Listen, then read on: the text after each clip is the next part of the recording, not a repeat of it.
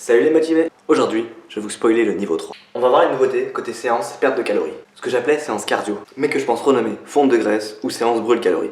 Car même s'il est vrai que durant séance, on travaille le cardio, l'objectif principal est de brûler des calories et de perdre du poids. À partir de ce niveau, le niveau 3, je vous conseillerais de faire vos séances par 3. 3 vidéos à la suite feront, pour la plus grande majorité, moins de 30 minutes. Et 3 étant un minimum. Si vous voulez en faire 4, 5, 6, libre à vous. Et si vous n'avez pas le temps d'enchaîner 3, 1, 2, c'est déjà bien. C'est mieux que rien. Mais je conseille au moins 3 séances dans le but de brûler le plus possible de calories. Les séances vont être faites dans le but d'être enchaînées, les temps de pause étant intégrés même entre les vidéos. Le but serait donc, pour ceux qui veulent suivre ma méthode sérieusement, de faire 3 séances à la suite. Et si elles sont toutes les 3 réussies, les objectifs atteints, les temps de pause respectés, alors vous pourrez choisir une des 3 vidéos et la valider. Cette vidéo étant au choix. Les 2 autres seront donc refaites ultérieurement, mais agencées avec d'autres vidéos pour obtenir une nouvelle séance. Et le but est de valider toutes les séances du niveau de cette manière. Environ 70 séances. Cette manière de faire a 2 objectifs. Déjà, apporter de la diversité à l'entraînement, mais aussi vous donner un but, un objectif. Et cela pour augmenter votre motivation. Vous savez que vous avez un certain nombre de séances à valider, à vous de vous donner à fond pour le faire. Et ce, pour nourrir votre objectif principal, qui est la perte de poids. Et en plus de ça, ça vous fait un début de programmation. Et puisqu'on parle de programmation, pourquoi ne pas se dire que l'on fait 6 séances de 3 vidéos par semaine, ce qui fait à peu près 3 heures de sport dans la semaine. Avec en alternance, un jour du cardio, un jour du cardio musculaire. C'est juste un petit programme comme ça, mais je vous le conseille. Les vidéos sont réparties en fonction des objets ou de l'environnement dont on aura besoin ou non. Une corde à sauter, un escalier, un set passe pour courir. Bien sûr, vous n'êtes pas obligé de commencer par des séances de 3 vidéos immédiatement. Commencez par une vidéo, lorsque c'est fait, la séance suivante, faites-en 2.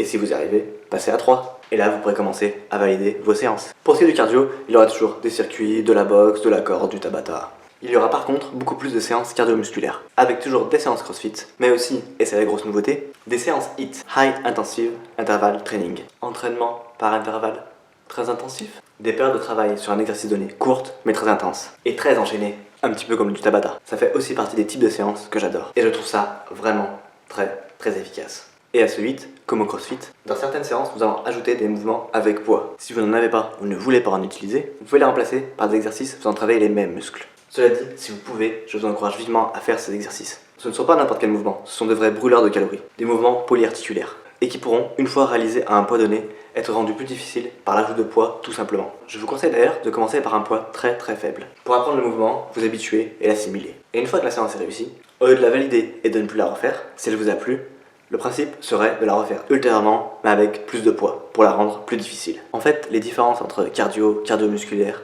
HIIT, crossfit, sont vraiment minimes. Une séance cardio-musculaire est une séance cardio auquel j'ai ajouté des mouvements de musculation. Mais bien sûr, chaque mouvement cardio fait aussi entrer en action les muscles, mais de manière moins prononcée, et devrait laisser normalement moins de courbatures. C'est pour ça que je conseillerais un jour cardio, un jour cardio-musculaire. Et donc, bien sûr, le HIIT et le crossfit sont du cardio-musculaire. Le nom crossfit vient de l'entraînement croisé, comme nous l'avons déjà vu. Le fait de mélanger plusieurs disciplines, ce qui est l'essence du HIIT.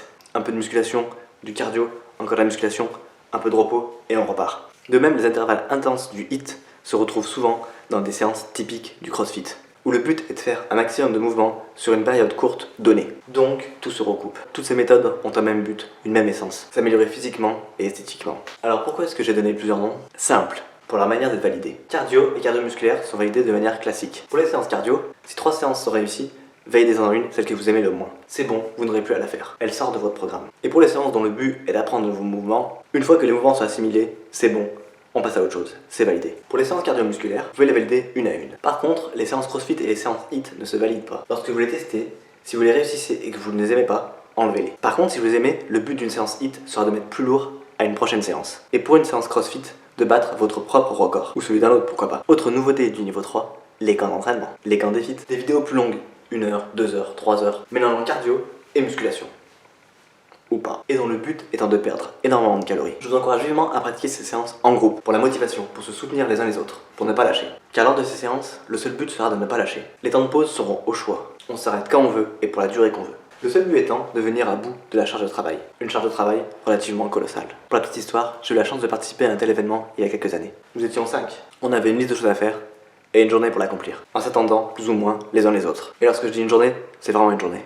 On a commencé à 6h du matin, et après 100 tractions, 200 pompes, des centaines d'abdos et de squats, et pas seulement au poids de corps, 60 km de vélo, et pas seulement sur terrain plat, et 10 km de course sur le même terrain, il était plus de 18h. Si je me souviens bien, j'ai perdu 4 kg lors de cette journée. Un de mes plus beaux souvenirs sportifs. Bon, alors je dis pas, c'est peut-être pas un Ironman, mais c'était fantastique.